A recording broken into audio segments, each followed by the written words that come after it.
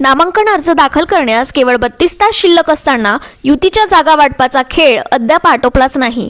जागा वाटपाबाबत अद्याप कोणताही सकारात्मक तोडगा निघाला नाही। बंडोबांना थोपविण्यासाठीच तसेच अंतिम क्षणापर्यंत त्यांना गाफील ठेवण्यासाठीच ही उभय पक्षांची चाल असल्याचीच सध्या इच्छुकांमध्ये जोरदार चर्चा आहे।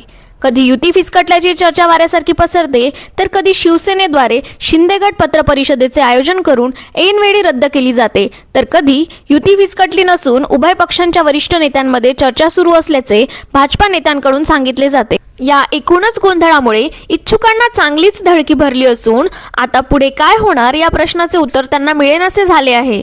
आठवड्यातील 4 दिवस महानगरपालिका निवडणुकीतील युतीसाठी भाजपा व शिवसेना शिंदे गटादरम्यान जागा वाटपासाठी बैठकीच्या फेऱ्या झडल्या, मात्र यातून कोणताही निष्कर्ष निघाला नाही। रविवारी 28 रोजी राज्याचे महसूल मंत्री तथा जिल्ह्याचे पालकमंत्री चंद्रशेखर बावनकुळे यांच्यापुढे नागपुरातील भाजप विदर्भ कार्यालयात स्थानिक भाजपा नेत्यांची बैठक झाली। या बैठकीला भाजपाचे जिल्हा निवडणूक प्रभारी आमदार संजय कुटे, मनपा निवडणूक प्रभारी जयंत डेहणकर, भाजप प्रदेश प्रवक्ते शिवराय कुलकर्णी, भाजपा नेते तुषार भारतीय, किरण पातुरकर, प्राध्यापक दिनेश सूर्यवंशी, प्राध्यापक रवींद्र खांडेकर, किरण महल्ले उपस्थित होते।